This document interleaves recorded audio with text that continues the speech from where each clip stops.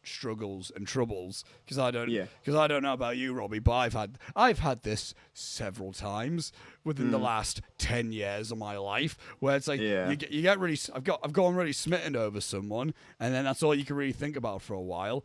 You realize nothing's advancing. It's so fucking down, and like fuck whatever, and then you realize you move on a lot quicker than you realize, and then you think about the person, then you go like, oh yeah, I was really smitten with them, but now now it's not even like a trouble in my head. So I think it's a great balance like that. I think like, I mean, it's very like it's very unintentional, the fact of like this film in relation to what we talked about it before we start about like mental health and stuff like that. But I think that's also what I really like about the film as well, because it's not just a simple thing of like, it's funny and then dramatic, but funny in a cinematic way and dramatic in a film way. I think the drama does make it feel, I think what I like about the drama is that it is very real and very like, 100%. and very like, this is human and very universal. I like to think I'm a human, so then thus I connect with it. You think? But what's your like outlook on that? I'm the same. I think I think generally it's done well from seeing this for the first time. I'd like to watch it again to get a proper. It would actually be a good Christmas watch, though. To get a proper like opinion on how I think it handles that. I think you're right in saying that Fran's bit could done with a bit more development generally on how she feels. I think you get a lot from Baxter in terms of like, he's a lonely guy anyway. You know, I know from personal experience that loneliness sucks. It can be that can be a huge fucking problem. But like, I think what I like about the depiction of it from his side, and again, I can form a full opinion when I've seen it again. Yeah. But he's, you know, the whole thing, the way that he tells it, obviously, attempting to take your own life is a horrible place to be in. But it's obviously, as he's telling it as a story, it's obviously a while ago. And the fact that he can laugh about it, I think is a very positive depiction. Yeah. To go like, I can't believe I was even there. Like, that depiction of growth is really good. And the thing that he says afterwards, I always took as I took it as he does still think about that woman. So she asked, "Do you still think about her?" And he's like, "Oh no, I got over it in like 3 weeks." And then he reels off like really specific details about her life. Yeah. He's like, she works here. She's got 3 kids. She gained 20 pounds and like, or whatever. Like, that's right. Yeah. Like, in my head, I'm like, they're very specific. So the way I took it was, he does still think about her, but that's all right. Like, and I think that's really positive to be like a guy, to show a guy who's like, look how far I've come since that. But it doesn't always go away, and that's fine. But I'm better now. It's sort of thing. Yeah, it's more so. I like. It's more so the depiction of like, just because someone was in your life and no longer isn't, doesn't mean that you knowing them is now meaningless. Yeah, exactly. Yeah. Like, that woman still clearly played a very important role to Baxter. Yeah. In his life at one point. Man was so in love with her, he was willing to take his life because he wasn't going to be with her. Yeah. So, you know, he clearly was driven to something, but he's in the acceptance now of like, yeah, I am still alive without her. We don't even know. Yeah. We only know her because of his discussion of her. So even the fact that we're like, I think this film takes place over like 2 months or so, like November till December. Yeah. So we're with him for like a nice little distinct portion of time, and it's like, we don't even know this woman type of thing. Yes. But it's like, it's still a point where it's like, well, so we can see he's got.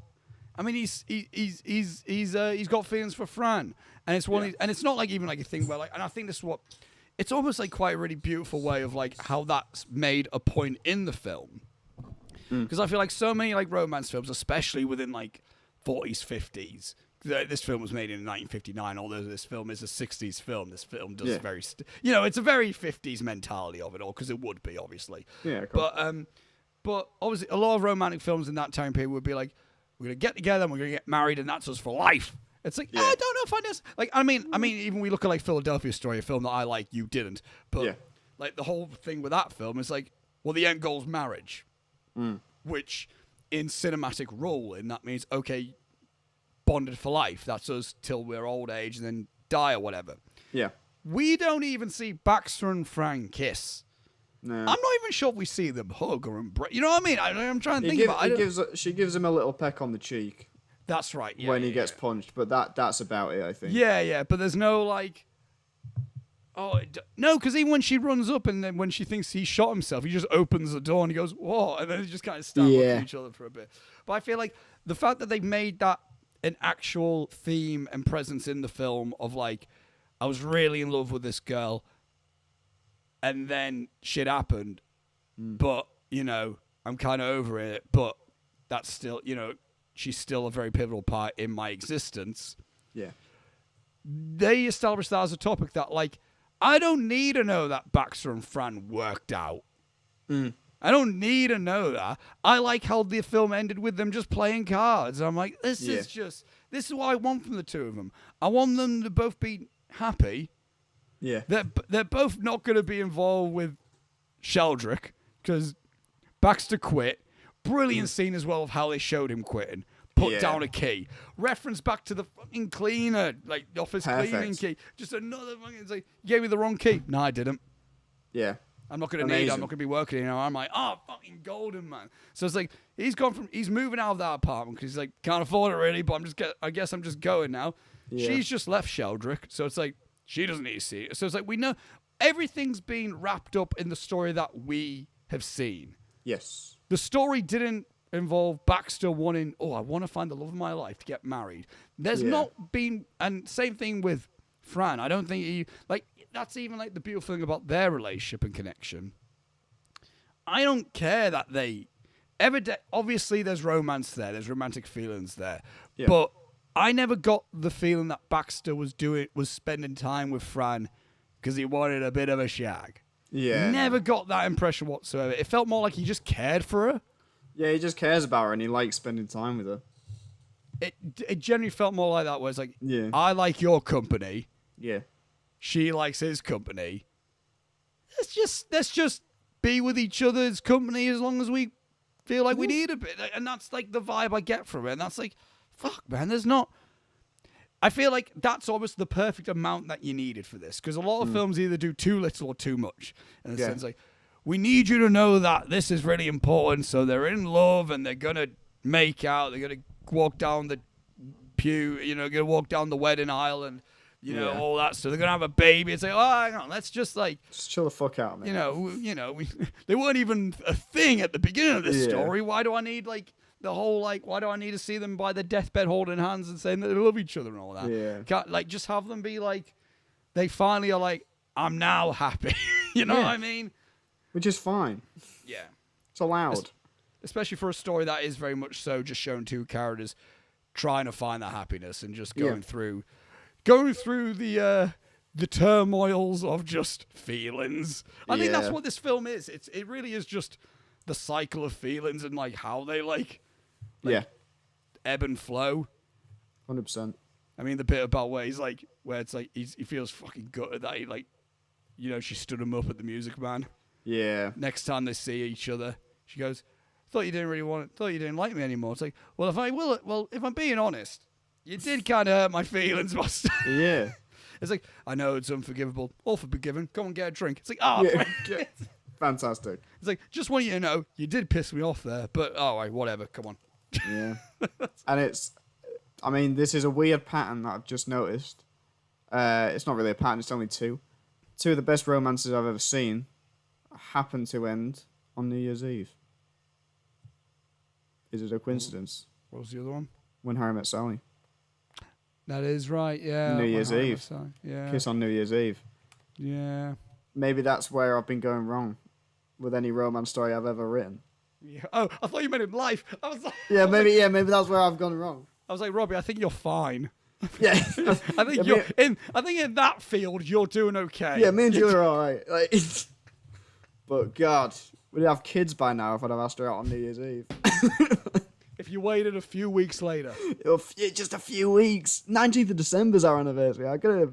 Oh, it's not even like a full. Yeah, like even if you wait like 11 days. Literally. 12 days. If you wait 12 days, Robbie. Fucking hell. You could have just held on. Ah, fuck it. I was going to say I could have been your best man by now, but that wouldn't happen. No. I could have witnessed your not funeral, fucking hell. I could have witnessed your fucking could have done. Yeah. If we're accelerating, yeah, probably. Yeah, if we're going at times 10 speed, fuck it. Hey, by this point, Robbie, I could have been a part of the. I could have been the organizer of your wildest stag do. Yeah, man, you'd be a groomsman. You'd be in there. 100%. Yeah, no, yeah, that's what I was trying to think. I was like, well, I wouldn't. I know I wouldn't be your best man, but I'll be your groomsman. Yeah, I don't even know who'd be my best man. I have no idea. Let's not discuss on a public platform in case. Yeah, let's not do it. Robbie. Robbie. What the fuck? I'll figure it out on the day. I'll flip a fucking coin. Like, oh shit. You roll a dice. You roll a dice. I'd be stuck between two. I'll make them both write a speech and then flip a coin on the day. That's not fair, because if it's the two that I'm thinking of, a speech isn't. Oh, I thought you meant you were going to judge by the speech. Oh no, I'll just flip a coin and go. All right, it's Ed's. Go on. You can get as many people as you want to make a speech. Whoa. For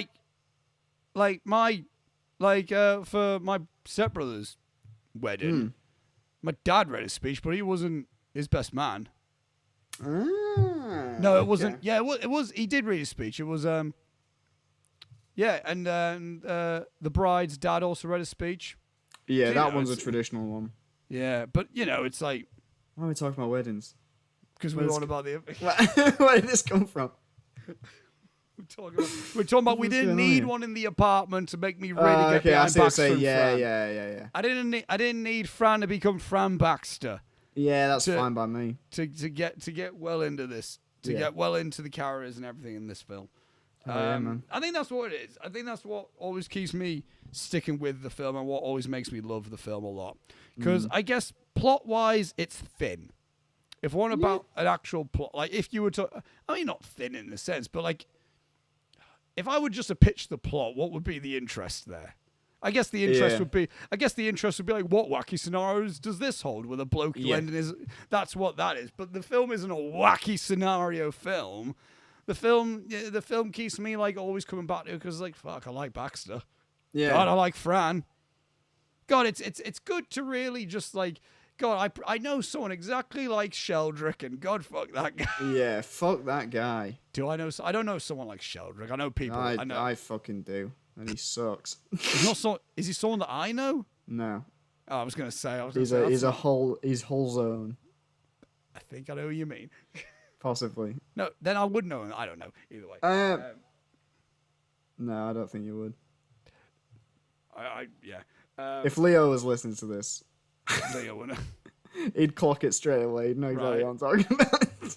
Leo Bradley classically likes watching The Apartment on summer nights. Yes, absolutely he does.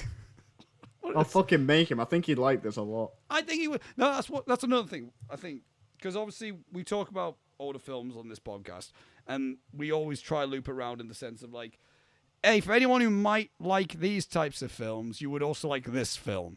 I do feel like this is a film that is an example of it's just a good enough film that plenty of people will like it. I can't even necessarily think of like if you like this type of film, then you like this film. I would say like if you like When Harry Met Sally, that's a good one as a comparison for this.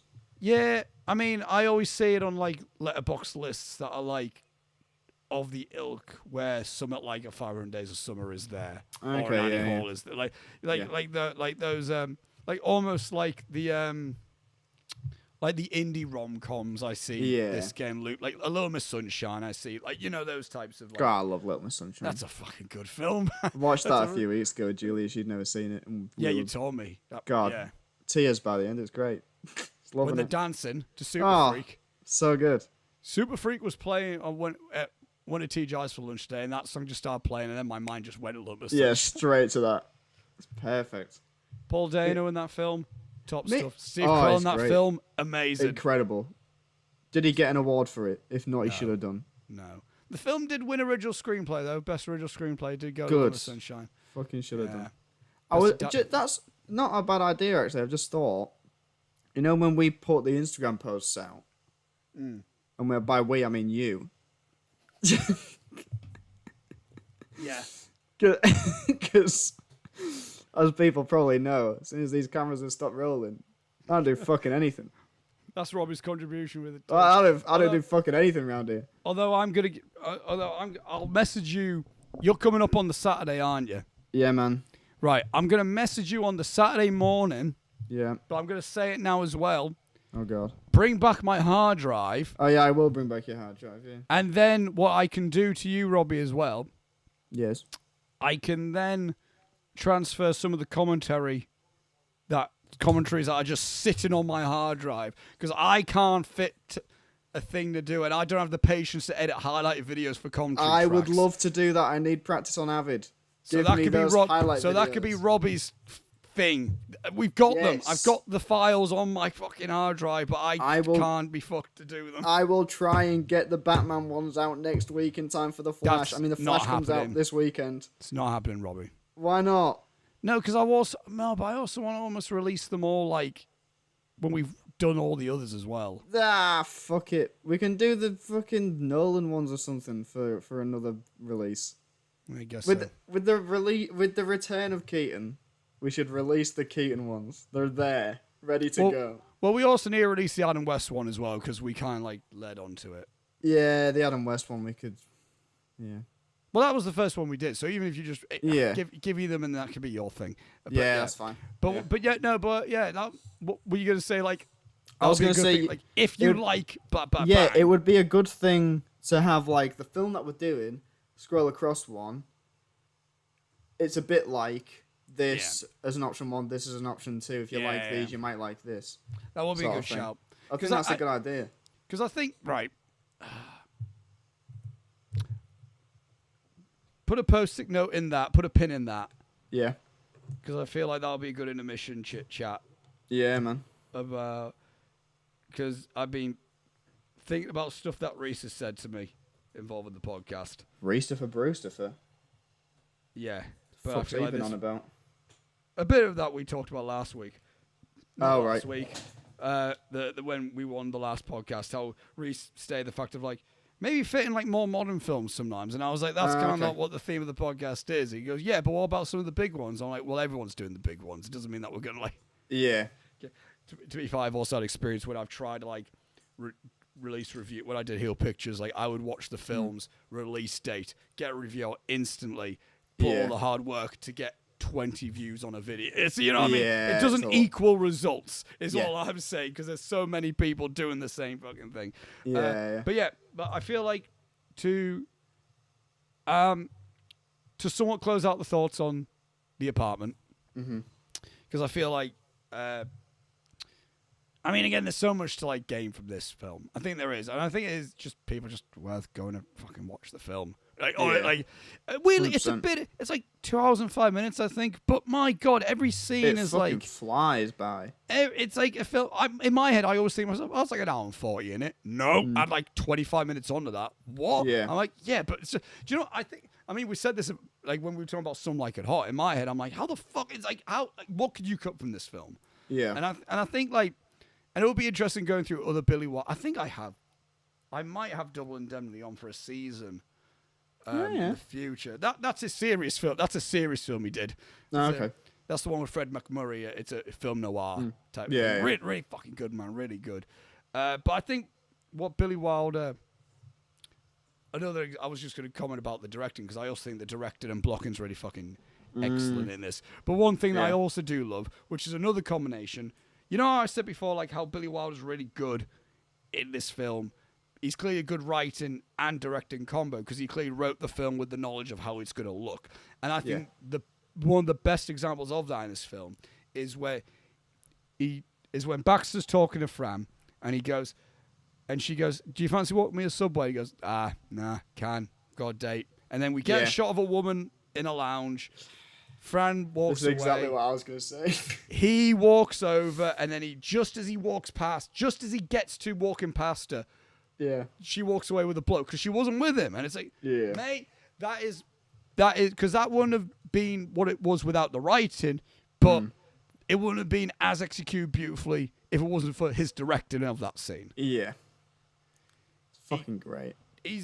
I think, like, because as much as I love Alfred Hitchcock, and Alfred Hitchcock's great, a lot of his writing isn't exactly, that's not, because it is, well, he doesn't write his films, but the scripts in Hitchcock films aren't exactly, they're not writers' films. Do you know what I mean? They're like, like, you watch a Hitchcock film for the directing and like what he does with this film.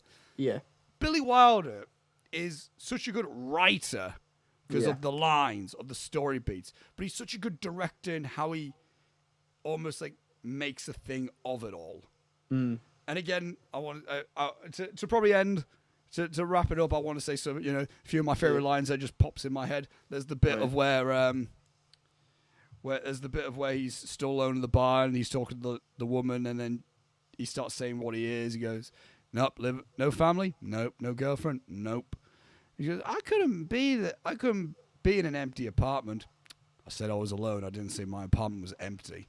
Yeah. It's just brilliant. Just like, again, tragic but funny. Yeah. All at the same time. Great shit. And again, there's a lot. There's just a lot. I think this film does a great... Do you know what it is? There's a great example of... There's a lot of nice, witty dialogue that no real person would say in real life. It's... like some people critique Aaron Sorkin for... who would say that in real life? It's like, no one, but it's cool as fuck. Yeah. Who cares?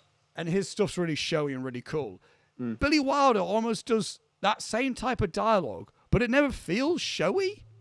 Yeah. It's like no real person would have had that thought that quick. But also, the way it was written in the scene and the way the actors delivered it just made it seem like, that was just such like... It's so natural, just there. Don't know how he did it. Don't know. I also just think that's also just good casting as well. That's a good example of good casting and just a director having good chemistry with his actors. Yeah. That's just what it is, I think. I think just the actors know exactly what they want, what is wanted from them, and how it should be said, and how it's good. It's a great classic film that somehow still stands the test of time. It's one of those ones. Yeah. 100%. Great watch. It's a safe watch to put on with family if they've never even heard of it, I think, as well. Yeah. What is this? The Apartment. Trust me. Trust me, it's great. Trust me, you'll like it. It's a good... You know what it is? I think that's what I did at one point. Like, just like one night, I just stuck on like this with my mum and my dad. It was like we watched Some Like It Hot and then the next night watched The Apartment. Nice. It was just a safe watch. And, it's nice and warm. I mean, I do like it better than Some Like It Hot, but I do like Some Like It Hot a lot still. Yeah, I'm not a fan. So you did like it on the Intermission? Did I? Yeah, you did end up appreciating it quite a bit. You did find bits funny. I will say that. Maybe I should watch that again. Maybe you should, watch it with Julie again. Oh God. Isn't that like one of her faves? It's one of her favorites. Yeah, she loves it. Has she seen The Apartment? Don't think so. I feel like it'll be up her alley though. Yeah, I do want to watch it with her. About Time is another similar film, I think, in terms of vibes. Fuck, man.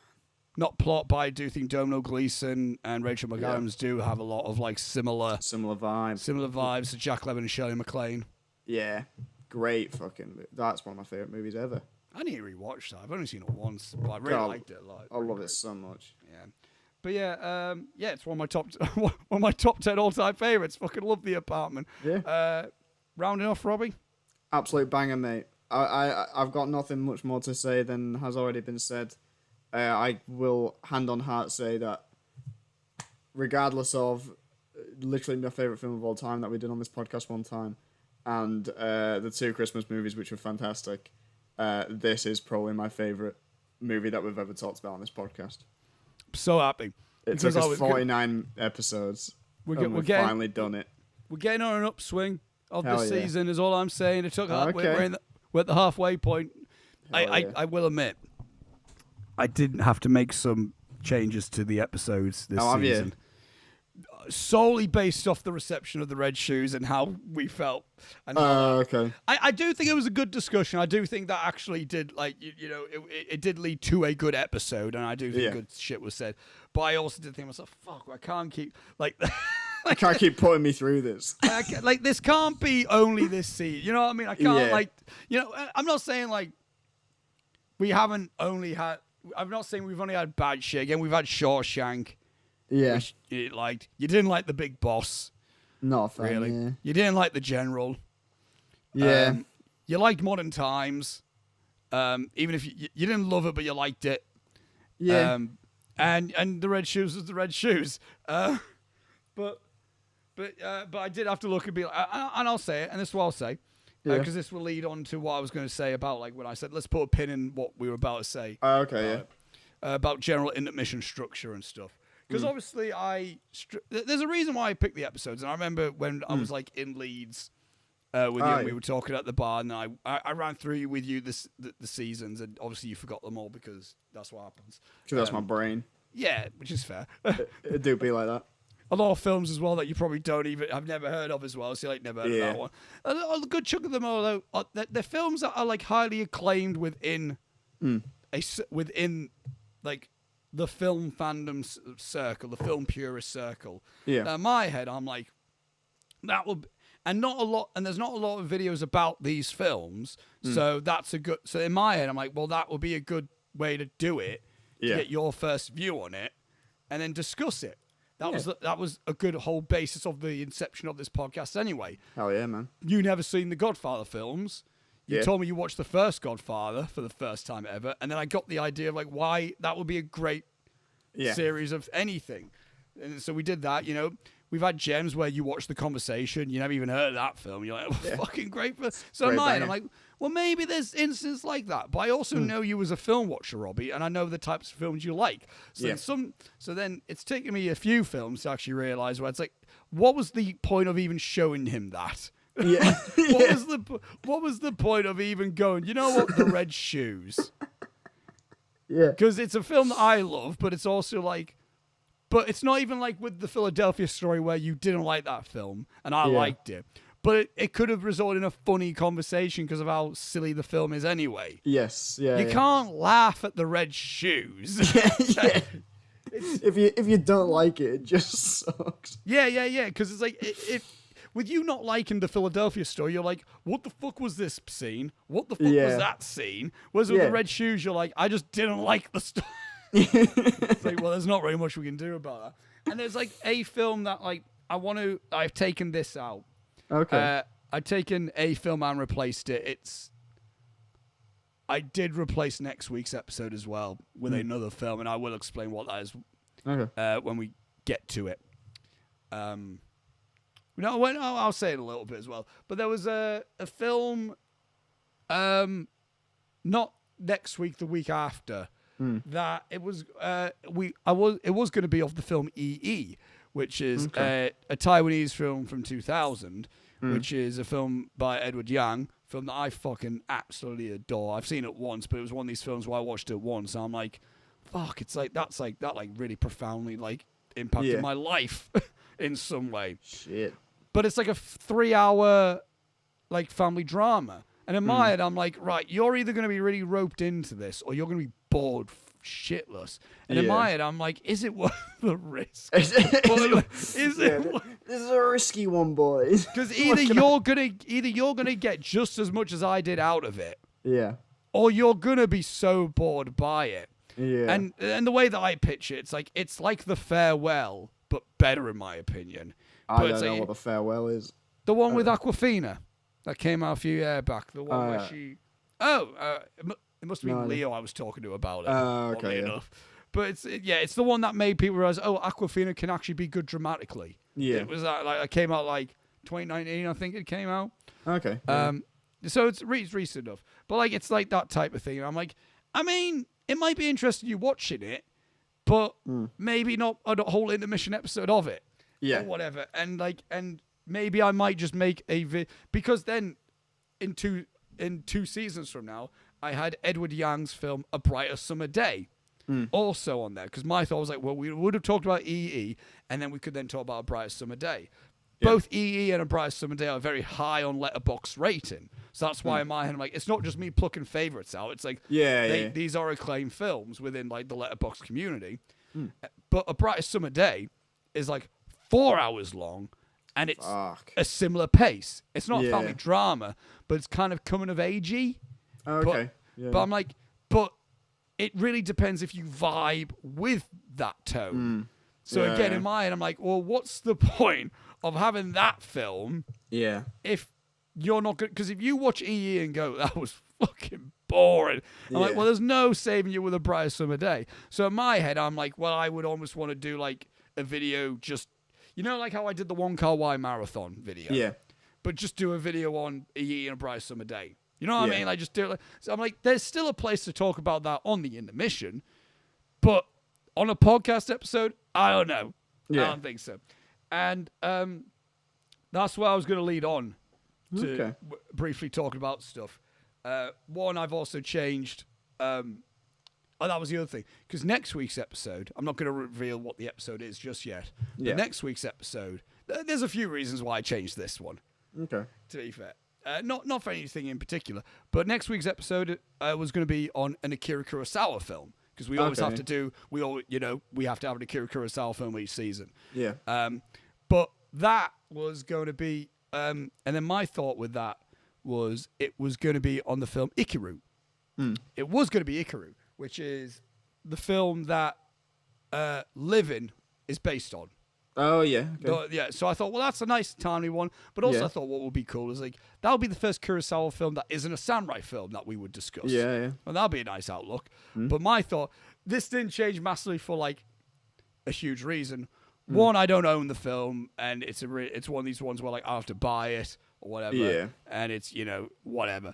But also, it's a film set in winter, and in my head, I'm like, I just want to. Maybe I'll watch. It's a purely selfish reason. Like, maybe we should cover more like summery films at this point, just because. Because fuck it. We are still going to be. It will still be a Kurosawa film next week. Yes, it is going to be a samurai film that we are going to be discussing. But stay tuned to that. But but yeah, like little things like that. But also, I ended up having to change the last three films. For a certain reason as well. Partly to dictate around how you would be during this season, Robbie. Okay. Yeah. And also it is kind of timely. I will say that, because I'm not even sure if I mentioned it, but I discussed it with you. Like, what would be really cool for each season if we end it with like a trilogy, like each week we talk about this. So we are so that is what is going to be next. The last 3 episodes. That's exciting. And that'll get revealed later, but it has changed. The other it was going to be the Samurai trilogy. Yeah. Which stars Toshiro Mifune as Musashi Miyamoto. Now I've just taken that and then moved it to, like, we'll get to that another season. We'll get to that another, because I do, but I thought, like, this trilogy, one, you'll definitely be more happier with it, and two, it is just more timely, and whatnot. But yeah, the thing, and that's one thing I was going to say as well, because I realized we kind of semi-talked about it when Reese was here, but then it just became a bit of a bicker. Oh yeah. It's like Reese mentioned being like, I think you should talk about more newer films. Yeah. And you said you agreed. My point with it being, I don't want to talk about, my thing isn't, I don't want to talk about newer films because snobby and we only talk about classic things and all that stuff. Yeah. It's more from a basis of like, well, then what's our niche then at that point? Yeah, what's the identity then? Yeah, and then Reese's specific point was like, no, but if like a big film comes like John Wick or Spider-Verse, I'm like, then we are definitely like every other podcast, and then we do have to. There's a few reasons why I would like to know your perspective and thoughts on it though. But my thought on it is, one, the whole point of the podcast is classic, iconic, and obscure films from times gone by. Yeah. But even if we take from times gone by, I don't know. Like in my head, I kind of, if we were to do that type of thing, talk about newer films, it would be a lot more on brand to look more on the lesser, like the more indie type things, or the more things that are like festival, like like the shit that's more like we love the Batman, but I don't know. It would just feel odd if we just did a episode on the Batman. Yeah, I get that. And another reason is the beauty about doing older films is, say, one of our schedules ends up mixing up, and then we just have to delay, which has happened. It's happened recently. But now that film's old now. It's not new of the week.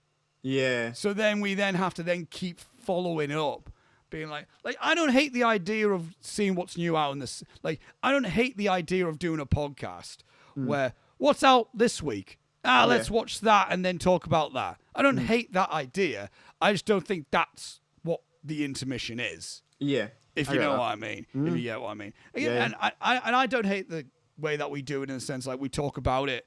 Well, we watched this week. Yeah. In the end, I don't hate that, and then we can. I kind of do want to discuss Across the Spider-Verse a little bit. Yeah. In this, but what's your side of it? I mean, I can see that. I can see that working. The only thing for me is like, I don't really keep up with that. Like, I'm not going like, oh, when's the new Ari Aster film out? No, yeah. That's kind of not.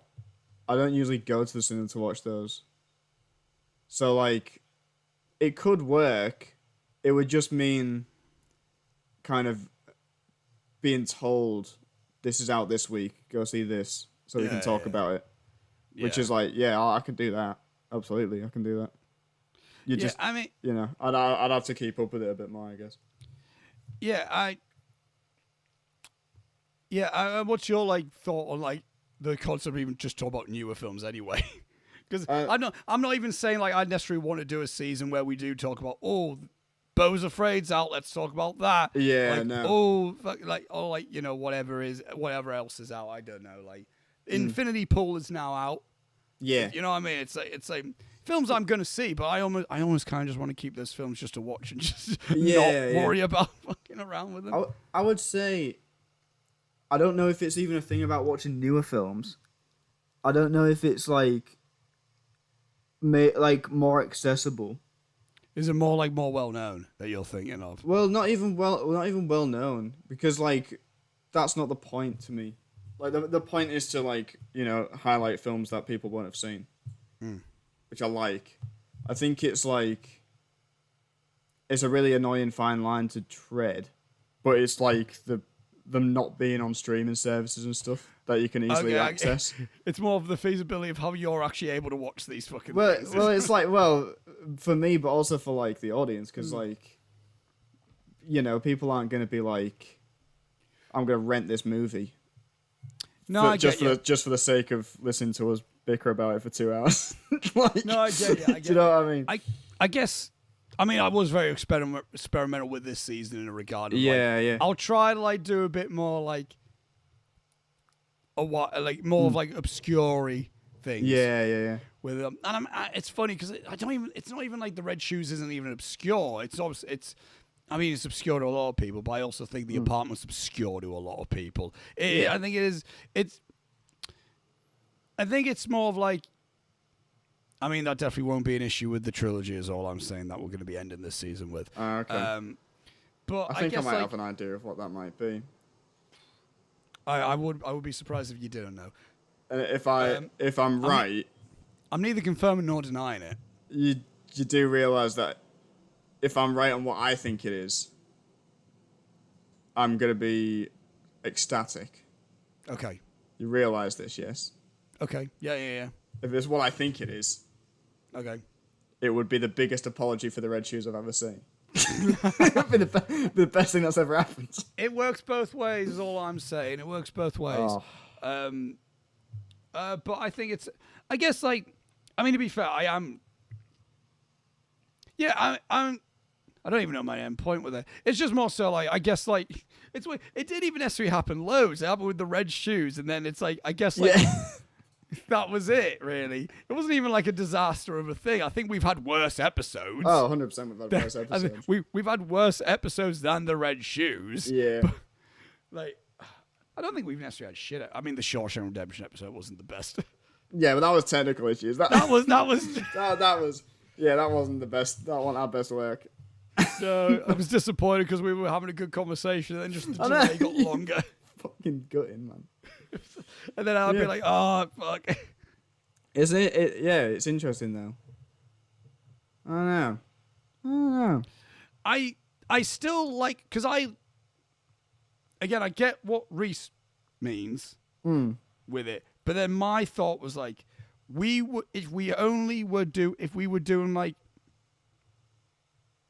if we were sticking with newer film releases, again, one, I think you're just missing the point of the podcast. And the whole thing of it. And two, we wouldn't have had things like you discovering you really liked The Way of the Dragon. Well, that's the thing, yeah. It's like the whole point is to do stuff to kind of, again, like we're saying, like it's about trying to shine a light on films that people won't have seen before. And it's not even, and it's like I try like balance out in the sense like we're picking prestige films, but we're discussing them like we're bullshitting the newest film. Yeah, exactly. Yeah. Which I like the dynamic with it. I like the thing of like, again, we're talking about Seven Samurai and Harakiri and stuff, and then like and fucking like Vertigo and Casablanca. But we're talking about it as just like, you know, we just watched the film. Let's pull up and let's just bullshit about it. I like that. Like again, I like channels like Cinefix that like go into those types of films. I like Patrick Willems when he like my favorite Patrick Willems episodes is when he talks about Little Women. Yeah. Or like when he did the TCM Wine Club thing. Yes. Like that's almost what I like, where it's like, because I like old films, but I never know where to like go from with a lot of them. Almost like when he's just like doing shit, goes, right, here's just a bunch of old films that I watched. Yeah. Is what I thought about them. So I almost like the thought of like, here's an older film and let's just fucking talk, because it goes from me probably knowing about it that you've never seen in your life, and then going from. I mean, that's the whole point with it. Again, I do understand because I've had it before as well, like even when Okroyd Love, when like, have you thought about maybe doing newer ones? I'm like, like I say, like in my head, the threshold of like a podcast discussion is like, is the film 18 plus? Yeah. Almost. So we could, I mean, we've talked about newer film, like we've talked about Spirited Away. Yeah. There is going to be a newer film in 2 weeks' time. Oh. And by new, it's the 2000s. So, okay. And that's a film that I've changed. It was going to be EE, but I've changed it. Oh, okay. Okay. I was confused then. I thought you meant that was the start of the trilogy that we were doing. No. I was like, now it's thrown my entire theory off. That's it. Although I have thought about maybe doing a trilogy from the 2000s in a later season as well. Oh, okay. But that's, I've got plenty. This guy's got plans on plans. And they change evidently, but I think although I did have that, I think Angus then went to me, it's like, are you going to talk about more? Angus listens or whatever, because I think he just likes, he just.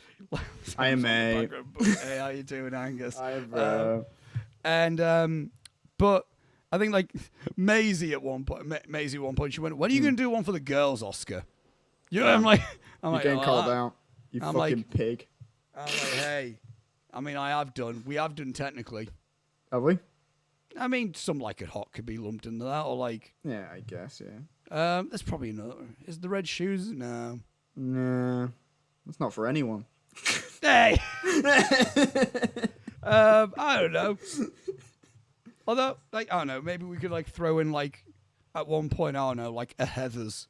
Like a Legally Blonde. Breakfast Club, is that's just one for the whole. That's one for the whole family. That's great. I don't know about the whole family. Yeah. Fuck it. 10 Things I Hear About You. Which one's that?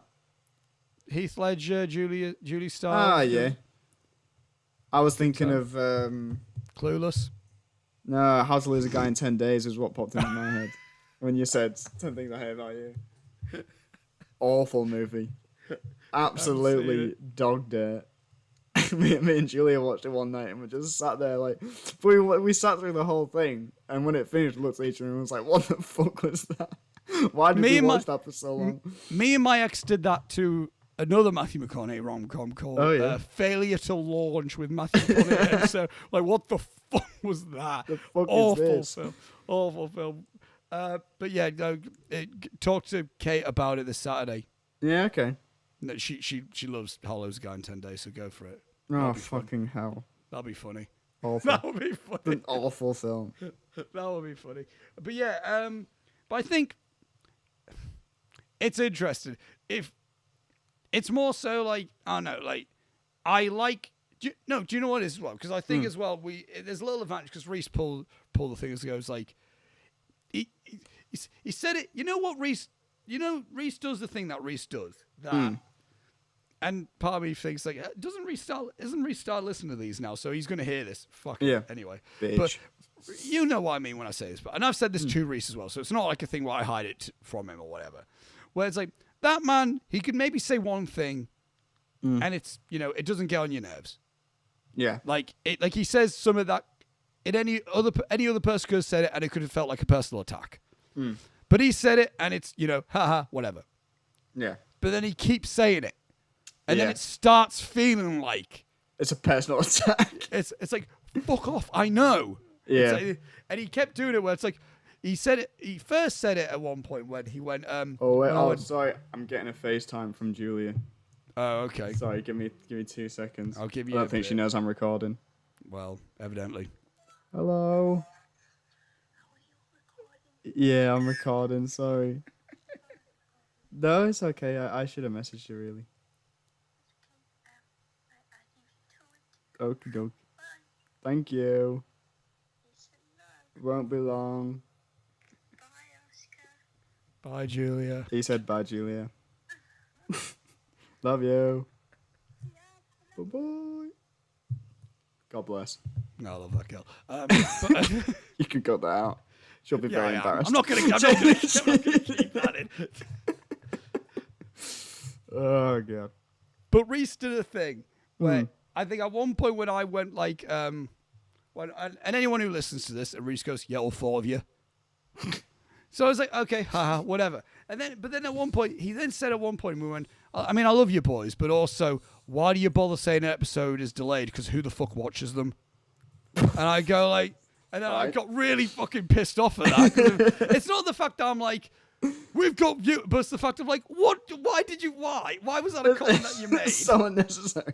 Why was that? Because I went, well, one, Reese, we've actually promoted the episode was coming out a date. So if it doesn't get uploaded that date, you need to say it. So that's why I say it's delayed, you fucking twat. So you dickhead. So he did it. He kept doing it where it's like, let's be real, mate. Who the fuck knows any of these films you talk about? Talk about newer films, that's where it's at. I'm like, that's what you know, Reese. But you didn't even know what The Shining was. That's where you're wrong, Reese.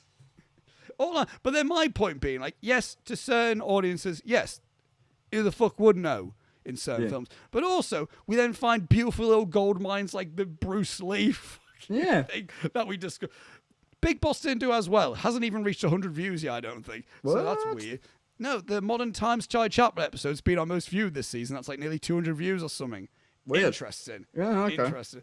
But like that, we get good views with the samurai films we talk about. So either way, all I'm saying is, I like what we do to an extent. Maybe I was ambitious with how niche this season might have been, but I was also aware of that. I think I said that like the beginning of this season. I was like, I will be interested to see how this season goes because this is definitely an experiment. But season's slightly adapted. Talk about it at the end of the episode of what next week's going to be and whatnot. And I'm looking forward to it. It would be another interesting season for a different reason. But yes, that was that. I want to briefly talk about. I realize this intermission might be a bit longer. Oh, no, but no, don't worry. But I want to briefly mention a thing. It's not. I don't want this to be a full discussion. Yes. Don't need it to be. I don't need it to be either. Yes. I was casually on Reddit before the Squared Circle subreddit closed itself down due to protest they're for on a protest bit. for something. Yeah. So, but there was just one bit where I was just looking, and there was a clip Oh yeah. From Fast X on the wrestling subreddit. I was like, all right, what is this? And then it went, John Cena hit an AA in Fast X. I went, what? And then I looked at the clip, and the man fucking draped a bloke over and FU'd a fucker through a floor. And then I was like, and then I had a message Gary. I went, Gary, you seen Fast X, didn't you? He went, yeah. Sent him the video. I go, why did no one fucking tell me about this? I've also seen it and didn't mention Why it. did no one tell me about this? I would have been there 3 times already. It's not good. You see, but do you know, it's like when The Rock bottom Jason Statham in Furious 7. It's just little things like that make your goddamn day. All I'm saying is, James Gunn is a pussy that he didn't make Batista bomb anyone in Guardians of the Galaxy. He does a Batista bomb. No, he doesn't. Not in the Guardians films. He does one in the first one. No, he doesn't. I remember looking out for it. No, he didn't, because I would have known about it. Okay. I would have known about it. But like, either way, if you get a wrestler in an action film, you make him do the move just once. I don't need The Rock to do a people's elbow. Yeah. I don't need Cena to give the 5 knuckle shuffle or anything. Yeah. I just the one. Done. Mate, did you see any of the other clips from it now that it's on digital with Jason Momoa and what he's up to in that movie? No. Oh fuck! It's so good. I forgot how batshit he was. It's when you see it in the context of the movie, it's like, yeah, he's playing the Joker and that's fine. And then when you see the clips out of context, he's a fucking lunatic. There's a whole scene where he's just painted his nails. And so he's sat like this for the whole scene, like trying to dry his nails out, sat in like a bathrobe, his hair tied up, whilst he's having a full conversation with these 2 guys who he's also painted the nails off, who are dead bodies. And he's talking to him like they're his best mates. And then he's like, he needs to send out a drone strike or some shit. And he's just like tippy-tapping on his laptop like this. Like he don't want to smudge his fucking nail paint. It is fucking brilliant. He's the best part of that movie. It's a thing now, I don't have anyone to go and watch these films with. I don't have the intent. It would be me if I was there. I would have. Yeah, that's what I mean. I would have just seen it with you. Yeah. That's the thing that would have happened. Why is Eventbrite gave me a notification? Here's the thing before we talk about Spider-Verse. I got one more thing to talk about. Okay, cool. But go on. You go on. I've seen a brilliant headline here that you're going to love. Harrison Ford on if we will see him turn into the Red Hulk in Captain America Brave New World. The quote from Harrison Ford is, "What's a Red Hulk?" So that's good. I mean, fucking good on him. It makes me so sorry. It just makes me so happy how he just doesn't give a fuck about anything that he does for a living. What's a Red? What's a Red Hulk? I hope because I think he is going to be Red Hulk. But if he is Red Hulk, I wouldn't put it past Harrison Ford to not know that that's what he was doing.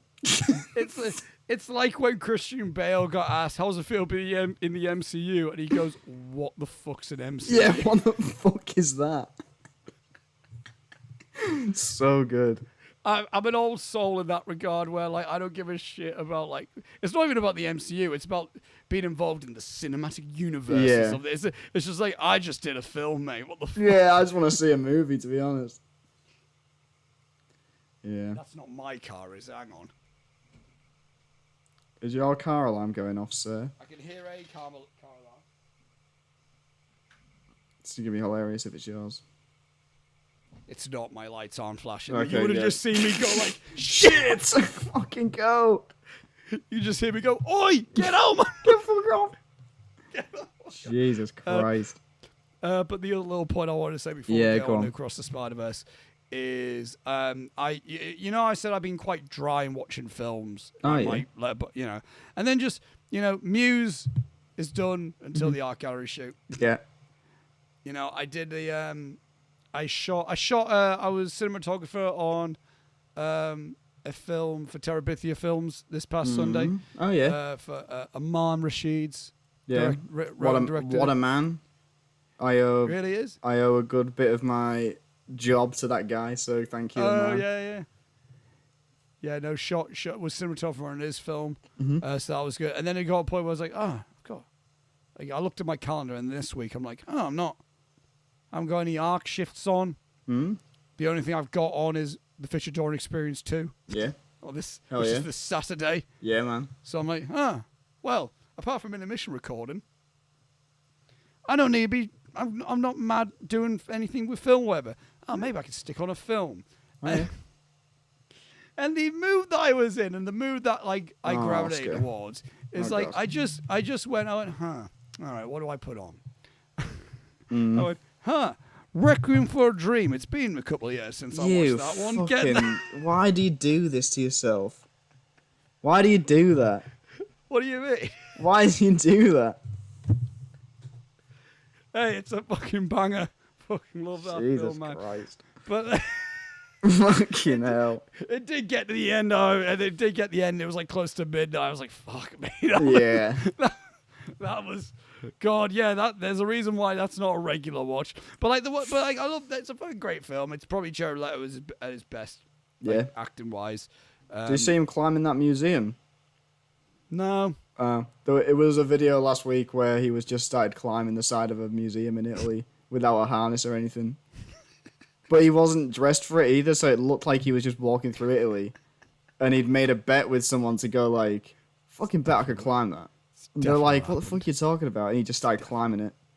But it's really funny because the video zoomed in at first, and then it looks like, he's climbing this fucking thing. He's like bouncing properly and grabbing the next brick and whatever. And it zooms out, and he's like 5 foot off the floor.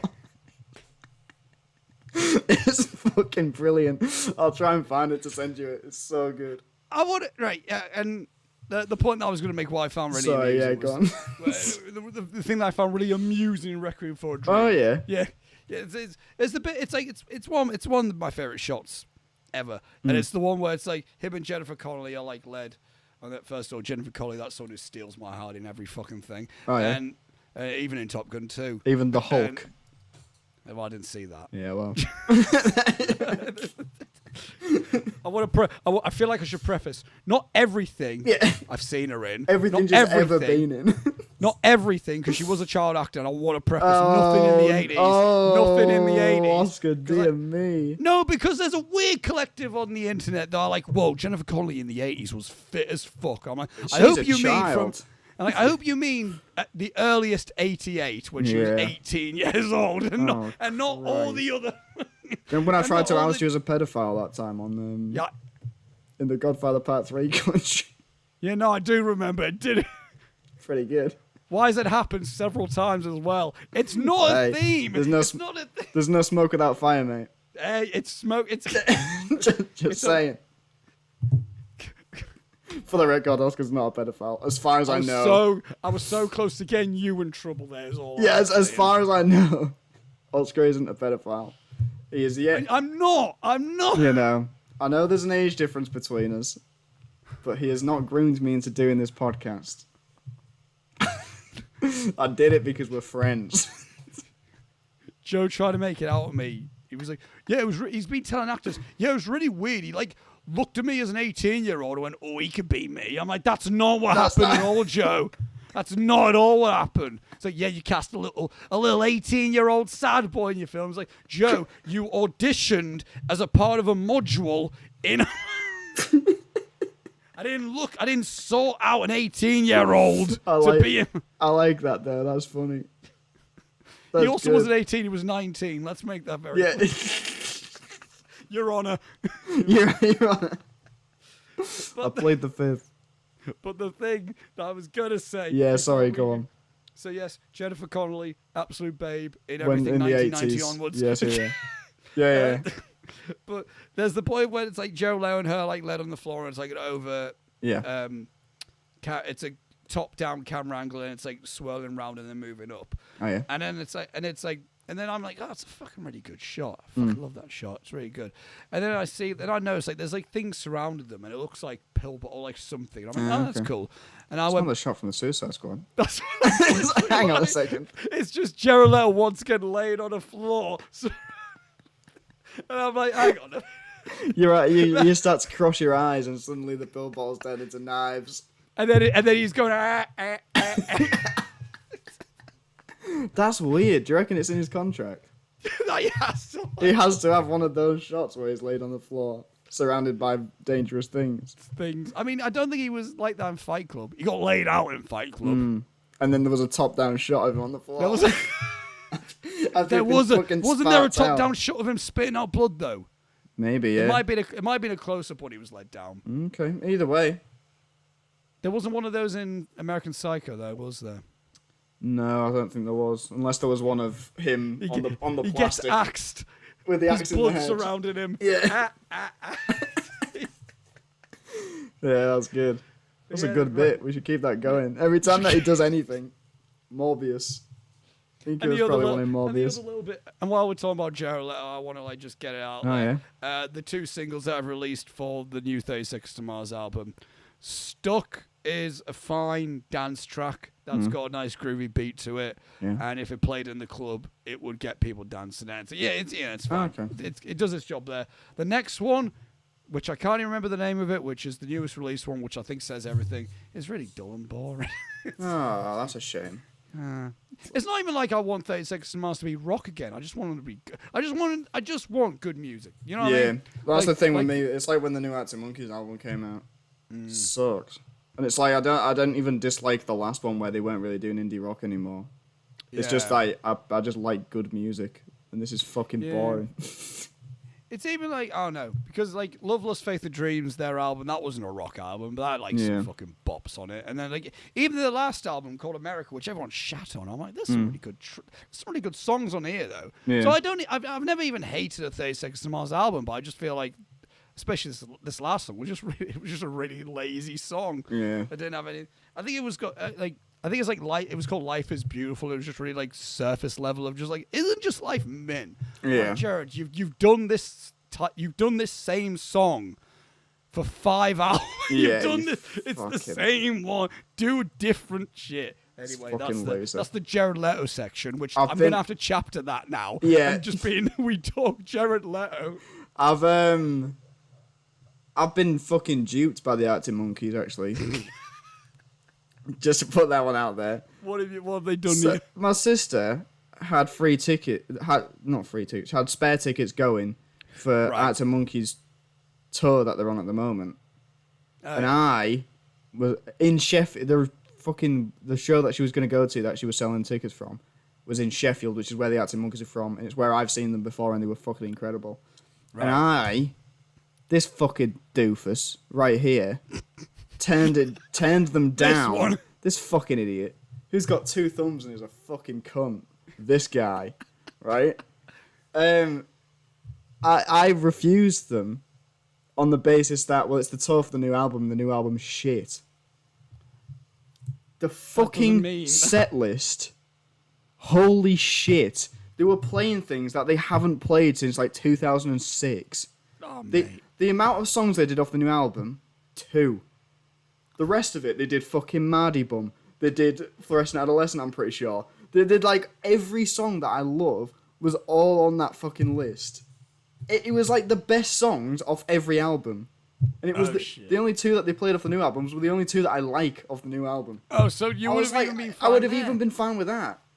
I was fucking furious. And the reason that they gave for it is that this new album, they were like, it's quite nuanced and slow and quite complex in musically. It's not supposed to be played live.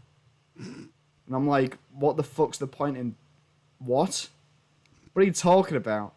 We've made this album, but we haven't made it to tour. We've made it, and then coincidentally we're going on tour and we're playing all like old stuff that everybody actually likes. Yeah. What are you talking about? These fucking idiots. I think it's just a thing of them going, the album hasn't done very well because people don't like it. Let's play the old stuff, and if people really receive that, hopefully the next album's going to be more like the old stuff. That's what I've got like fingers crossed for at the moment, but we'll see. Musicians are weird in that, because I've been trying to like go to more gigs lately. Yeah. Like within the last year, because I thought, fuck it, I mean, I like music. Why don't I try like see more music? Yeah. Like live that I like. And it's like, saw Kendrick Lamar last year, and it was labeled the Big Steppers Tour. So I'm thinking, so it's going to be a lot of just from Mr. Morale and the Big Steppers. Yeah. I like that album quite a bit as well, to be fair. A lot of people are a bit mixed with it, but I'm like, it's Kendrick being a bit concepty in it, though. Yeah. Really, which is fucking good. But then it's like, but he performed a beautiful mixture of every fucking thing. Like, he played, he opened with United in Grief, which opens the Big Steppers album. Okay. And he closed with Saviour, which is the song that he closed Glastonbury with. Right. Which is from the Big Steppers album. But then he went into Humble. He did that. Nice. He did Element. He did All Right. He did King Kunta. He did just a bit of everything. So this is fucking banging. But Placebo, when I saw them later that month, they did Majority, their new album. Yeah. Which is still good music, and I like a good chunk of their stuff. I'm just less familiar with a lot of it. With the stuff from the new album. They play one song from their first album, and then for the encore they did Run Up That Hill. The cover that they did, and they did a cover of Shout as well. Tears for Fears. Nice. And then sandwiched in between those two songs were another song from the new album. But it helps that their new album also just did sound like them. Yeah. I just wasn't listening. No, it's weird. Musicians are weird. Fucking strange animals. It's weird when they label this as this tour. Yeah. So it's so it's going to be this album then. Yeah. But on and tour, it's just maybe not. splashed in. No, it's weird. Yeah. Should we talk about Spider-Verse for a bit? Yeah, let's talk about Spider-Man. I love talking about Spider-Man. It's one of my favourite things to do. Across the Spider-Verse came out. I've now seen it twice. Do you want to know why I've seen it twice, Robbie? Why have you seen it twice? First time I saw it, we went to Showcase. It was the Sunday of the week that I shot the Muse. You can imagine I'm really tired. Yeah, okay, yeah. I would imagine you're pretty tired. I've done a week of filming. Yeah. And I had Reese until that Sunday afternoon. I waved him off on his Grand Central back to Epsom. Like that. Apparently, I did that. Apparently, he got stuck in Northallerton. Yeah, fucking idiot. So that's dickhead. So that's funny. And then I went to Spoons to meet with Lewis, Victoria, and Gary, and then we went to Showcase. Very nice. With the recliners. And I probably did mention this on the podcast. If you're wait, Showcase Cinema, why does that ring a bell in terms of the intermission law? That's the cinema I fell asleep during the Eternals. Yeah. And I also nodded off during Ant-Man Quantumania. Because it was shite. It was a bad film. So was Eternals. I fell asleep for most of Eternals. Yeah. I missed most of that film. I still saw a lot of Quantumania. Yeah. God bless you. I wish I didn't. But and so we're in this cinema. We'll say spoilers for Across the Spider-Verse. Just spoilers. Now, would it? Yeah. And then I'm watching the film. I'm enjoying it. It's very fucking good. And then I end up just starting a feeling. Yeah. I'm like, oh shit. Once you start feeling tired, you can't fight it. No, there's nothing you can do. So I was like, oh no. Not now. I'm like, and then I start playing in my head, right, if I just close my eyes and sleep for the film, I can just go to view the next day. Yeah. It's fine. Just do that. No issue. Yeah. We're doing that. So I went, okay, close my eyes. And I closed my eyes. It was right as Miles's mum first meets Gwen. Oh, yeah. And that's right at the beginning. Oh, well, it's probably about 25 minutes or so. It's within the first act, isn't it? Yeah. And I go, okay. And then I wake up, and then it's when Miles saves the police officer. Oh, yeah. Yeah, it's that. So then there's other characters are introduced that I'm like, who the fuck are these guys? Yeah, what the fuck is going on? And then I'm back in the film, but then I'm like, I feel like I missed. But in my head, I'm like, that must have been about 5 or 10 minutes. And then I went back. Next day. First of all, View are doing a full refresh. There's now recliners in View. Holy shit! It's fucking bougie. They're better than the Showcase recliners. Just saying. Wow. I will say that cinema experience wasn't as good, though, because it was me, one other bloke, and then just chavs at the back. Ah, yeah, classic. And then, all this. And then there was just one point when there was just just Miles's mum is just on screen. It's just a one shot of Miles's mum. I just see her one, I assume 18, 19-year-old lad. Yeah. Just being like, I'd fucking destroy her vagina. Class. Like, you're really mate. cool, mate. Yeah, nice one. Yeah, cheers. Yeah, nice. Yeah. Also, yeah. Fuck off. Just fuck off. Go away. No. But either way, Across the Spider-Verse. Yeah, it's great. It's really good. It's really good. I liked it. I don't know if it's the best thing ever. It's not. It's not the second coming of Christ, like everyone was fucking trying to make out. It's really people are still making out about it. Yeah. I'm seeing Instagram reels and being like, when you just had the most life-altering film of your life. No, you haven't. I don't know about that. I don't.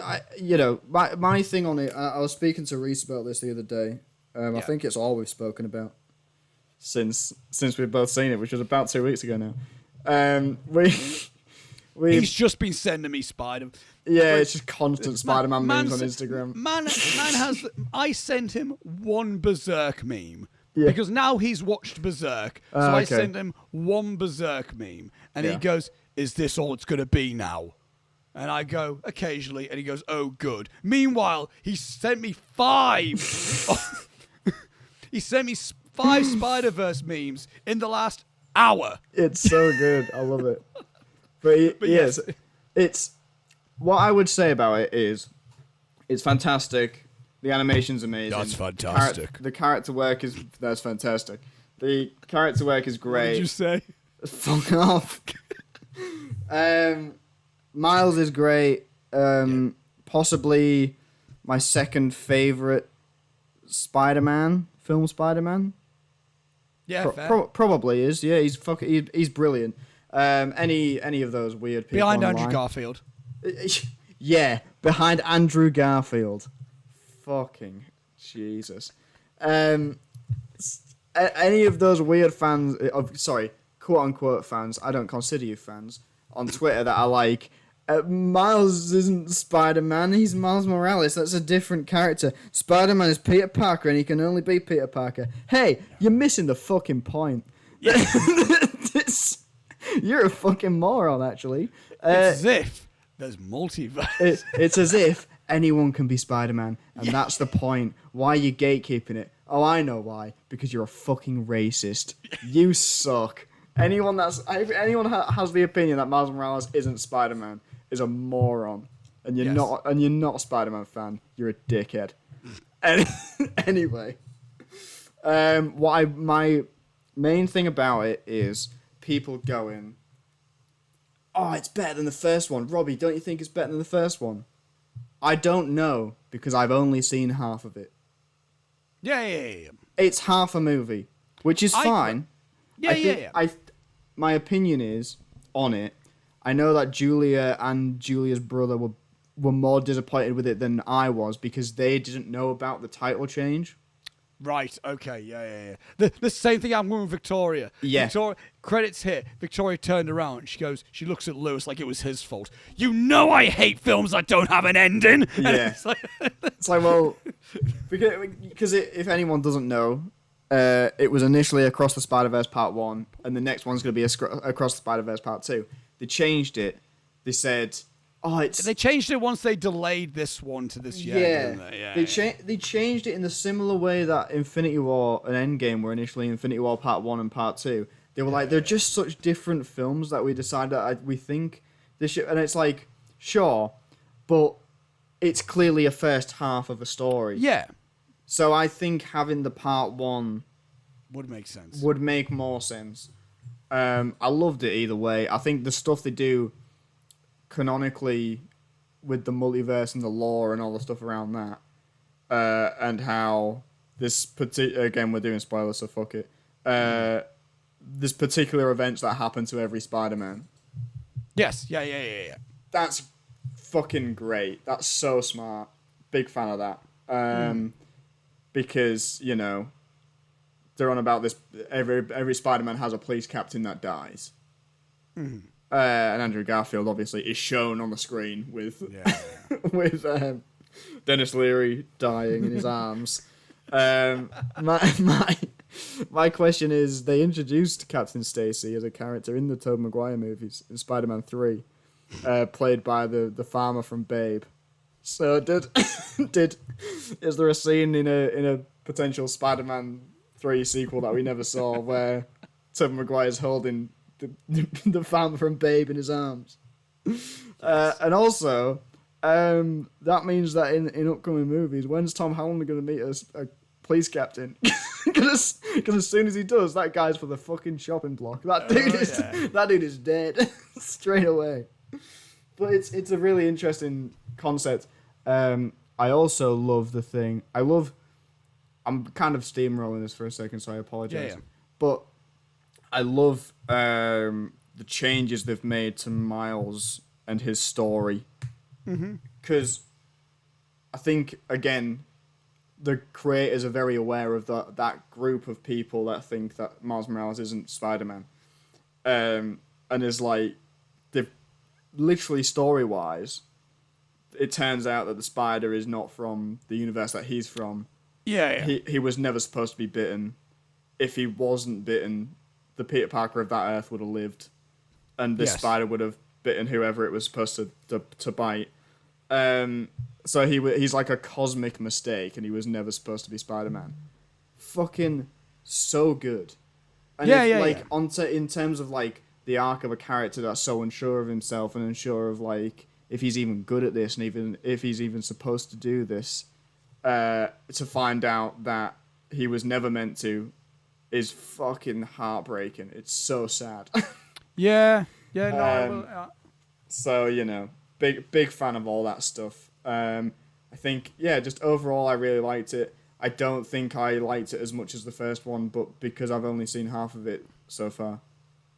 And it's not sticking with me as much as the first one did. That's where I'm still more of an into than an across. Yeah, which fan, is fine. Personally. And it's not even saying that. I mean, across is still great. And I still like, and there's a lot in this that I really fuck with. Like I love I love all the Gwen Stacy stuff in this film. Really like it a lot. She's awesome. I like all just the general personal drama stuff. Yeah. Really like it. I also feel like there's enough of an arc with Gwen Stacy in this film to warrant it feeling like not just half a film. You know, like it is half a film. It is half a film in the sense of like they set up so much and then whatever. But I think there's enough in this film that there's enough in it to make me feel fulfilled when after the credits roll. It'd be like, well, I got enough out of it from a viewing experience. Yeah, it's just not finished. Yeah. Unlike Dune, which I've heard other people say, like, well, if you didn't like Dune, then what you could... It's like, Dune didn't give me anything, and then it just ended. Nothing happened in Dune, and then it was finished. And I was like, what was the point? And, you know, that's what that is. Whereas, like, this one, at least, like, we got... I actually understood the complex storyline that they were trying to say. They didn't throw me in a world, and I was like, what is this? Oh, fuck. Yeah. Fuck off. This was Julia's exact opposite argument about this. She was like, Dune did the other way around. She was like, it just felt like I was just watching. She said it felt like I watched the first act for half a movie and then like half the second act, and then it was done. Like I didn't feel like I had a complete story with anybody. Then she was like, whereas Dune, there was like cool things happening and arcs and action and stuff, and I was like, what movie did you watch? Yeah. I that's not what happened. Can you show me that movie? Yeah, what the fuck? What are you talking about? Gonna have to rewatch that to go to part 2 this year. I'm rewatching it, so I can at least. Like, yeah. What happened again? Yeah, what happened again? He was he ended up with Zendaya, but she had blue eyes and something. Hey, they did a funny dance on the sand. See. They did do a funny dance on the sand. That was good. Yeah. I guess good is a word. Sure. But yeah, it's good. Yeah, no, I think I like that a lot. I like do you know, what I really dig about it as well. Obviously, like I like the way that it's going about being an animated story. And what I mean by that is it clearly is its own individual identity.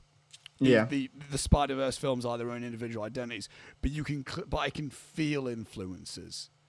Of it, and it's not even from Spider-Man comics. This is coming from someone that isn't a Spider-Man nerd, aficionado, whatever. Yeah. I'm sure there's plenty of that. I'm sure there's plenty of that for you that you get. Yeah. But when I watch this film, it's really like intense, dramatic narrative and really experimental styles. It feels it almost feels very 80s, 90s anime influenced. Yeah. Like for me personally, I get a lot of Akira from the vibes of it. There's quite a bit of, if one of, I mean, I think this does help that one of the three directors is one of the better directors of the Last Airbender. Oh yeah, did Sozin's Comet. He did Sozin's Comet. He also did other really banging episodes, but that's the one that comes to my mind. I'm like, I mean, you can feel it. Yeah, 100%. You can feel like he knows. Obviously, there's Ken Powers and there's someone else as well. Yeah. But so he's not just the director, but he was the first director on board. So I know that much. He was the initial director on board, and you could almost feel like it's like, oh, I get it, because he's clear. Well, Sozin's Comet was split into 4 episodes. Yeah. So it's like to me, it's like this feels like I've watched a big epic like animated thing that would have been my favorite thing as a kid. Do you know what I mean? Yeah, 100%. Yeah. Like because it would have been so big. It's like, wow, Gwen's world's so interesting. Wow. I don't know the correct. The Indian Spider-Man, his world's so. Spider-Man India is his name. Spider-Man India is legit. Okay, I didn't want to. Yes. Yeah. But it's so interesting. Hobie, so there's so much. Spider-Punk is the best fucking. Yeah. Oh, I'm so happy that he's in a movie. That made me so happy that he was in it. To me, it's really cool. Like in terms of it's such like an amalgamation of creativity. Yeah, 100%. That, like, there's just a lot here. It's really cool. I think more animated films need to do more. Yeah, yeah. Like, they need to take more chances. There was a cute story about another animated movie that I've heard. So the new Ninja Turtles movie. Oh yeah. Which I'm so unbelievably excited about. Looks fun. Looks good. I think it looks great. The director of that had a screening recently because there's an animation film festival going on. And the new Ninja Turtles movie screened there. And the director was so nervous that he left the building whilst it was on. And then there was a 6-minute standing ovation that was so loud that he could hear it from outside. And they encouraged him to go back in again. And I was like, that's fucking beautiful. That makes me so happy. It also gets me excited about the movie. Yeah. So yeah. But yeah, overall, really good. Really liked it. Spider-Punk's great. The only character where I was like, don't like that. Ben Reilly, not for me. I know there's been some debate about it. The knight is looking. He's got like a blue hoodie on, red underneath, and he's all fucking being dramatic or whatever in a corner. Yes, yeah. So here's the thing with that. I think as a bit part for a character that people probably don't care about. Yeah, I did know. Exactly, it's fine. For someone that actually really likes Ben Reilly as a character, they revealed him in the trailer, and I was like, "Fucking sick! Ben Reilly's gonna be in it." And they didn't reveal who was voicing him, and they didn't say, and they were like, we're really happy with who we've got, and we're keeping it secret until the movie comes out. And then I see it, and it's, hey, why don't we just make this character a joke, and it's Andy Samberg? Fine. Like, sure, Ben Reilly is a brooding character, but, like, that's not his whole thing. Like, I don't know. Right, They kind of reduced his whole character to one joke, and then had the fucking guy from Brooklyn Nine-Nine do it. And I was like, all right. I see enough of this guy on my fucking Facebook. Do you know what I mean? Yeah, I've seen him doing the Backstreet Boys thing. Fucking stop sharing it. It's fucking annoying. I like Donald Glover's little thing. Yeah, fantastic. Is it the one from the MCU? Who knows? Who cares? I don't know. Who gives a shit? Who gives a fuck? I don't know. We'll see in Tom Holland's next one. Be great if he was in it. I mean, I wouldn't be surprised if they try to shove the Prowler into live action now. I think they will, and they'll start doing Miles. That's why, because of the pure popularity. Yeah, I think by the end of this next Tom Holland trilogy, he'll have passed the torch. Miles. Yeah. and you've got Donald Glover right there. Yeah. No, not to play Miles. No. I mean, but you've got Donald Glover right there to be Aaron. Oh, I see it. Well, That's yeah, what I mean. he was in Homecoming. That's what I mean. He already was him in Homecoming. Just, I'm not saying don't make he mentions in the movie that he's got a nephew. Yeah. Yeah. There was a deleted scene as well where he specifically said Miles, but they cut that out for some reason. They just I don't know how the fuck they did that. But yeah. Good I stuff. like it. It's not. Like it. It's not my favorite thing this year either. No. It's good. It's good. It's really good. Really solid good. film. I'm glad that this is a film that everyone's obsessing over, even though it's not. Even though it's not the one that I am. Yeah. But I mean, I had the Batman last year. Yeah, exactly. You know what I mean? So it's like, I was going to geek out over that, obviously, if done right. I'm glad people who are really into Spider-Man have this. Hell yeah, man. And And hey, the Spider-Man 2 game looks pretty alright, doesn't it? God, it looks so fucking good. Don't get me started, it looks so good. Are you ready for a Tyler tale? I'm so excited. Right, the reason why I'm excited for this, because according to you, this is shit's happening. Yeah. The foundations are shaking with Tyler Tales. Yeah, this is a big change. This is a big one. I'm excited.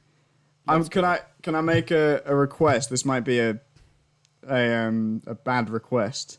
Okay. This episode, I don't want to say it's the death of it, but can we skip the letterboxd? Sure. Why? I'm just looking at the time. Sure. I need to be up for like 6:15. Hang on. How long is the Tyler Tale? It's pretty hefty. Hang on. Do you know what I'm going to do for a second? Yeah, go on. I'm going to skim through the negative letterbox right now. And see if there's anything funny in there. If there's anything funny, then I'll say it. Yeah, cool. But if not, I like how you're like, we're not killing it off. I don't want to kill it because I've been fighting this guy's battle the entire time. It's been a segment. But no. No.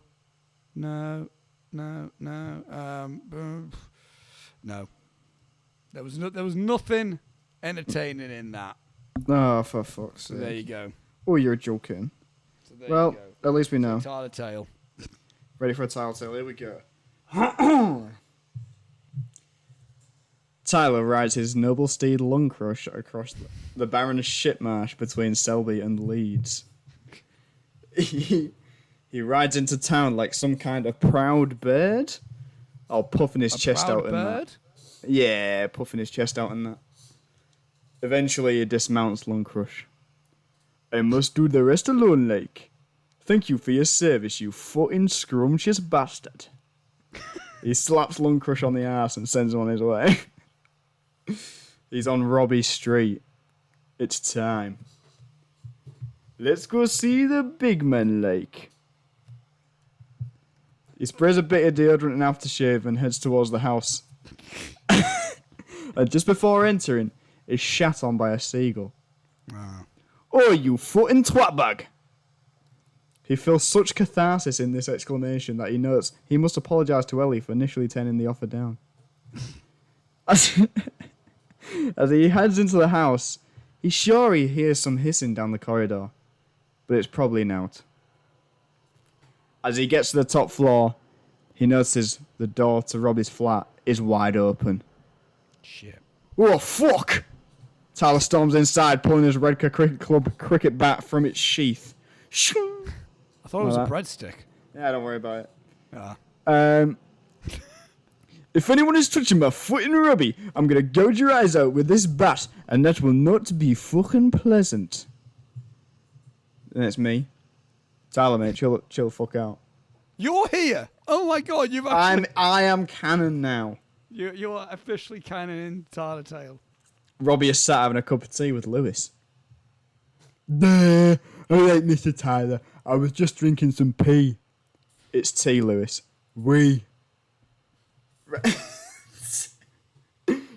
Does Tyler ask him how the pigeon shouting was? No, he didn't actually. He skips over that. Right. Well, that's all fine and good, like. But I was wondering if someone a bit clever. Oh no, I was worried that someone a bit cleverer might be here. I'm really sorry about my hair, by the way. But Reese Bruce was coming. I thought he might hurt you, and I must insist I am terribly sorry about my shitty Barnet.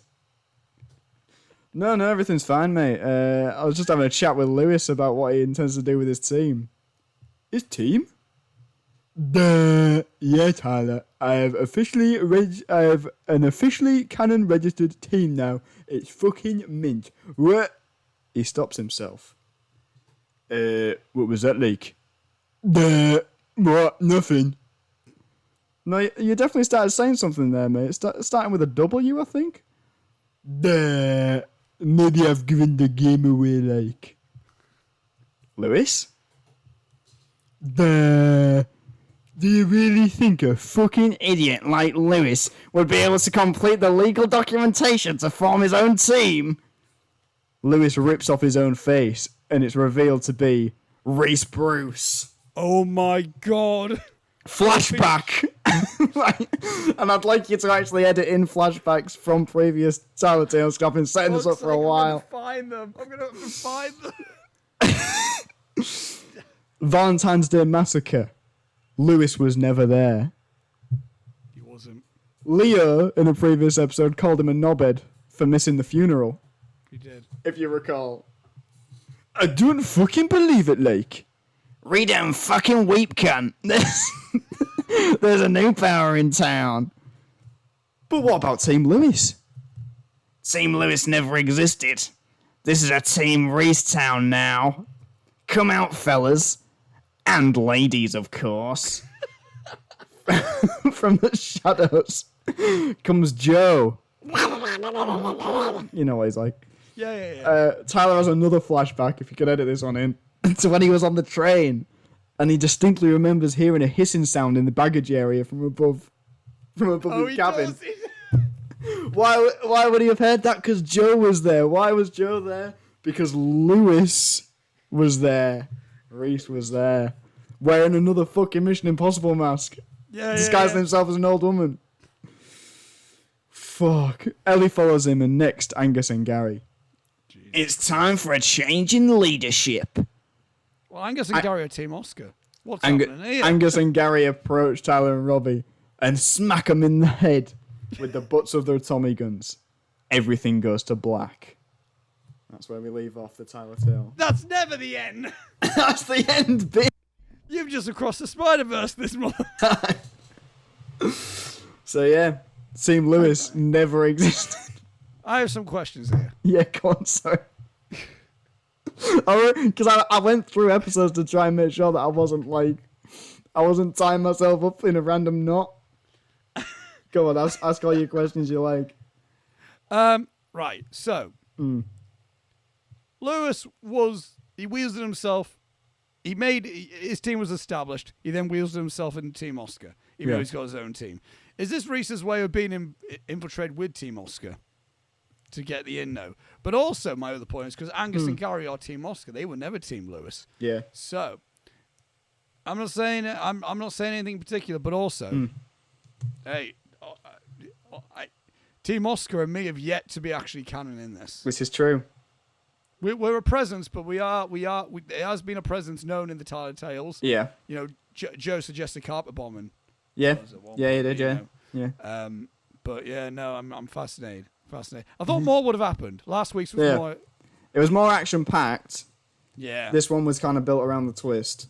I mean, it was just around you in your flat, wasn't it? Yeah, but pretty much, yeah. But you know, me and Tyler have both been knocked out together. Yeah. Oh, how romantic. And what will happen next? Like, you know, how long has Reese been Lewis for? That's a good question. Where's the real Lewis? What's happened to him? Where is the real Lewis? That's a very good question. What's happened to him? So he hasn't been Lewis all the time. Like, he's not been Lewis the whole time because Lewis is in season 1's Team Robbie meeting where Reese boots the door in. So they have been in the same place at the same time. So you can't have always been Reese. Yeah. So when did that switch happen? Has he been kidnapped? Is he okay? Is the Lewis different to sunglasses wearing Lewis writing diss tracks on Robbie Lewis? Exactly. Has Reese been portraying him as an idiot because he doesn't like him? Maybe real Lewis is incredibly intelligent. I doubt it, but he could be. I mean, we've seen his when he poured his heart out to you over your firework effect. Yeah, that was cute. Yeah. God bless him. You didn't realize he was working with an artist. Yeah. Bastard. Absolute fucking arsehole. So that was Tattletale. That was I'm excited Tattletale. for next week. Big twist. For next week. Yeah. And next week as well. So next week we changed it. Oh yeah. Still going to be Akira Kurosawa. Mm. Was going to be Ikaru this time. No. It's going to be a different one. We're going to be doing a samurai film next week. Yeah. Samurai Akira Kurosawa. We all love those, right? Yeah, fucking love it. And this one's going to be back in the 50s. We've got Toshiro Mifune in it again. This one's going to be Throne of Blood. Oh yeah. The adaptation of Macbeth that Kurosawa did. Okay. Throne of Blood. Sounds pretty good. Fuck yeah. Get to it. Get to it, everyone. Get watching Throne of Blood, everyone. Get on it. Homework for next week. Yeah. Watch this. You gotta watch Throne of Blood. So that's our Akira Kurosawa quota. Hell yeah. Look forward to it. And yeah. That's about it, really. Don't got no letterbox to do. No, we don't do that. No, we're not doing that. Feels so strange, doesn't it? Yeah. Maybe I should start doing that more often. Maybe I should skim through and go, no point, Robbie. Yeah, maybe, yeah. That is just me clearing off then, isn't it? Pretty much. Because then we just won't end up doing it. Yeah. We give it to the end of this season, and then we make the choice. Yeah, all right, yeah. Because we still got... Hang on. So we've got Throne of Blood next week. Mm-hmm. Right. I'm going to say this now. We're either going to have to film it on the Tuesday, or it's going to have to be postponed. Next Tuesday. Yes. I'll get back to you on that. And the reason why I say that is because obviously you're going back from Hartlepool on Sunday, I assume. Yeah. Yes. You'll need to watch it on Monday. Yes. Or whatever. Which will Tuesday. be... Yeah, that's going to be the tricky bit, is watching it. Yeah. Tuesday. Yeah. I'm free. I'm working in the afternoon. I'm working in the evening, so that's actually good timing for me for that. Wednesday's my birthday. Yeah. And then Thursday and Friday, I'm going to see Joan Connor's plays. Oh, yeah. So it's either going to be Tuesday or we're going to have to postpone it. I can just say, hey, it's my birthday week. Give me a fucking break. Yeah. I mean, that works because, so I'm in Manchester Monday night straight from work. And then Tuesday, I've got Tuesday off work and I'll still be in Manchester for most of the day. But it depends what time I got back. You know?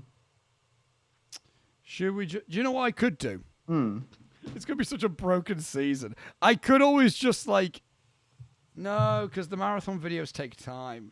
I was going to say, I could just fit another marathon in there. Well, no, that's good. Yeah. I know I left last week with... I left... gave us a week off last week.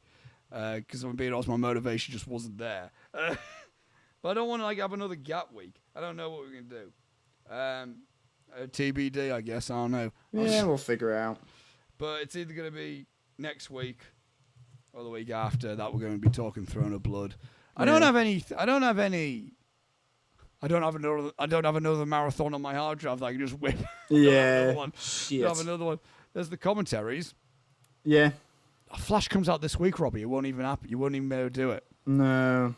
Literally comes out this week. So that time wouldn't have been... I don't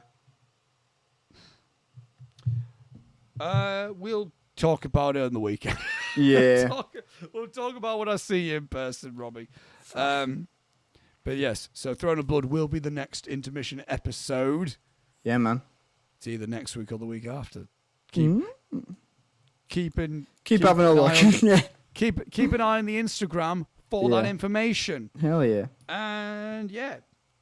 Links all there. I just said it. Instagram, Letterboxd, all that in the description. I can't wait to upload this fucking video on the Saturday morning and then just be on the... While everyone's watching this, me and you will be drinking. Hell yeah. So, fun. I don't know. So I'll fill in the week somehow. Yeah. Or maybe not. Maybe I might give myself the birthday week off. Who Yeah, knows? do it. Just upload a video of you fucking getting your birthday cake. With your fingers up like that. It's like, fuck off. I might do like just a really long video of me talking about just another thing I like, but not like just be like, right, here's why I like this manga. Yeah, fucking And then do just it. go and just see what happens. It's like April Fools, but not. But Yeah. since it's my birthday, I can get away with it. Yeah, exactly. You're allowed. Go like, let me talk about why I like this type of pizza, and just see what happens. Yeah, fuck it. Either way. But anyway, guys, thank you all for watching, listening. I might get upload on the podcast platform. I'm a bit behind. I haven't uploaded the last two on Spotify or anything. Okay, cool.